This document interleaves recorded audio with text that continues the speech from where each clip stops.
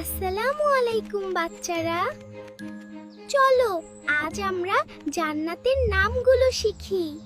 প্রথম নাম জান্নাতুল আদন, অর্থ বসবাসের স্থান বা চিরস্থায়ী আবাস। দ্বিতীয় নাম জান্নাতুল ফিরদাউস, অর্থ স্বর্গের বাগান বা আনন্দের বাগান। তৃতীয় নাম জান্নাতুন নাঈম, অর্থ সমৃদ্ধি, সুখ ও আশীর্বাদের স্থান। চতুর্থ নাম জান্নাতুল মাওয়া, অর্থ আশ্রয় নেওয়ার স্থান বা বাসস্থান। পঞ্চম নাম দারুল খুলুদ, অর্থ চিরস্থায়ী জীবনের স্থান। ষষ্ঠ নাম দারুস সালাম, অর্থ শান্তিপূর্ণ ও নিরাপদ বাসস্থান।